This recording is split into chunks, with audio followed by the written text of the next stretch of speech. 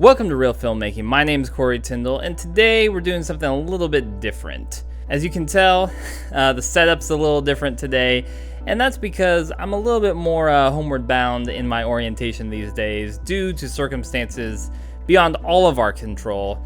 I think a lot of us are having a lot more time in the same space, in the same place. And so because of that, it makes it a little bit more challenging for me to get out and get cool B-roll for some of the video ideas I've had. So I decided to take a dive into my backlog. I wanted to take a look at some of the short films that I've done in the last couple years and do kind of like a short film review / director's commentary / things I would have done differently, and share some of that information with you. So hopefully I can share some of these tips, some of these things I've learned, and it can help you in your next short film, endeavors. So Hidden Frequency was one of my more recent short films that I shot. It is more horror centric in design, and that's because even though I myself would not say that I'm somebody who enjoys horror films, I didn't grow up watching scary movies, and I think the best horror films are really the ones that are able to build like an undercurrent of tension throughout the whole thing, whether that be through sound design or the images that you're seeing on screen. And a big part of horror filmmaking is really making you try to fill in the blanks as the audience. We're more afraid of what we don't see than what we do see. That whole aspect of filmmaking I've really come to appreciate and to understand, even though horror films are still not my cup of tea. So Hidden Frequency was my first stab at trying to make something even remotely in the world of horror filmmaking. So I'll throw a link in the description so you can go watch the film. I'll show pieces of it here, but I'm going to be more like kind of breaking it down, talking about different things. And so if you want to just go see the whole thing and then come back, I'll have that link in the description, or I'll have a card someplace so you can check that out. So I'm going to watch this in real time and get my own reaction. So I think one of the hallmarks of horror filmmaking is taking something that's ordinary and, mystifying it, making it mysterious, making this thing that we feel like we all know, changing it, subverting our expectations. This whole idea of he's just doing a normal thing and this really weird thing starts happening is something that I feel like from a storytelling perspective, I was very pleased with like the whole concept of this. Another big piece of the horror genre is really sound design. Again, like I said, it's really not so much what you see, but what you don't see. Your mind is filling in the blanks, and so sound design plays a really big part in that puzzle.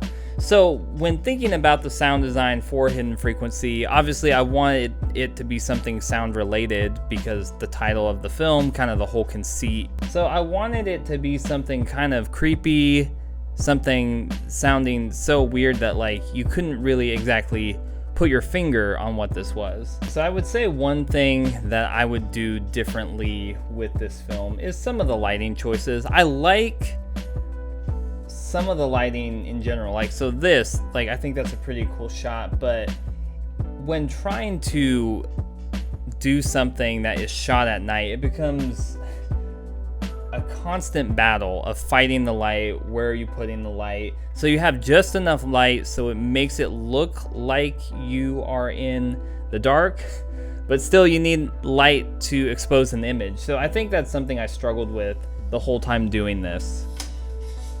I tried to experiment with some Dutch angles at different points. Not all of them were great.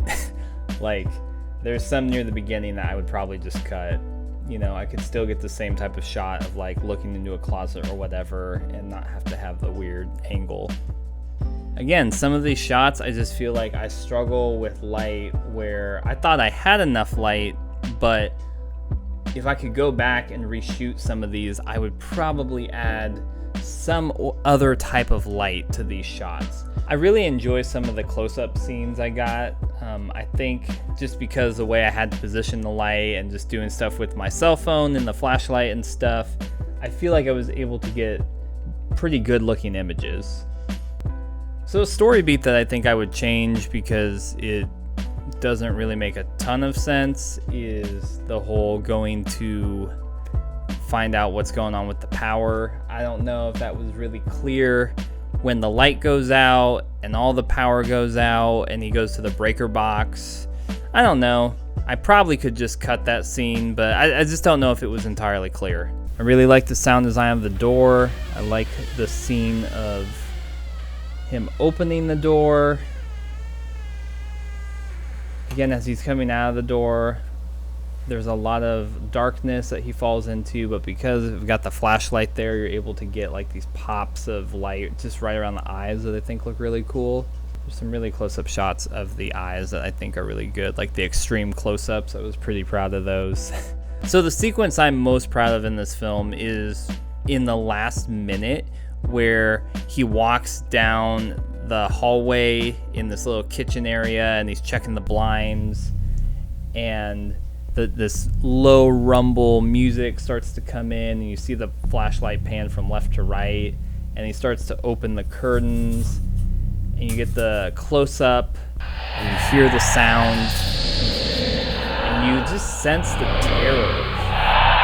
And again, like, horror filmmaking is really about like what you don't see, and I love that big build-up. Now, I think one of the weaker parts of this short film is the actual reveal of the creature or the paranormal entity. It's very unclear like what it is, and I think that does work because you don't know what he's seeing. You don't know, is this like an alien thing? Is it a ghost or whatever? I just wish I had had a better way to frame this. True confessions, this is actually a close-up of a blacklight.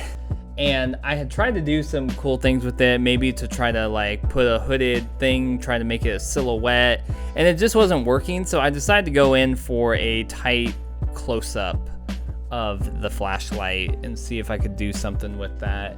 And I honestly couldn't, so I just went with these really tight close-ups of this like kind of unsettling purple color and just use the wash of that in the next scene when he's backing up to just accentuate like the thing is getting closer and closer. Besides the purple thing, the black light, you know, it's fine.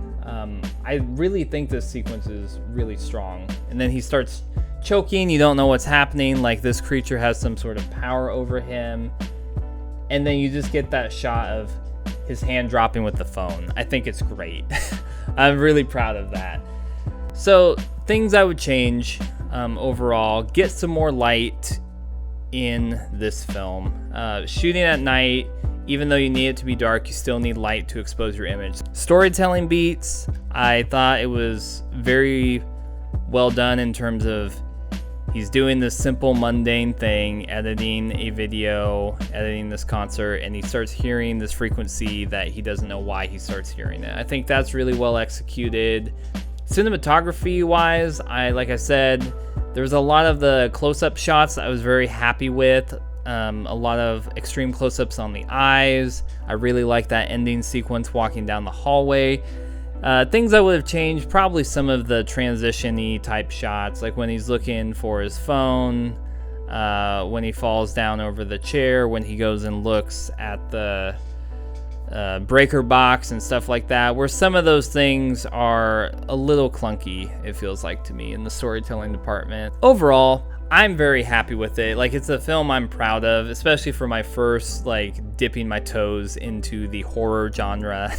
So I hope you enjoyed this video, just like a little look into my creative process, how I do things, some behind the scenes of this short film.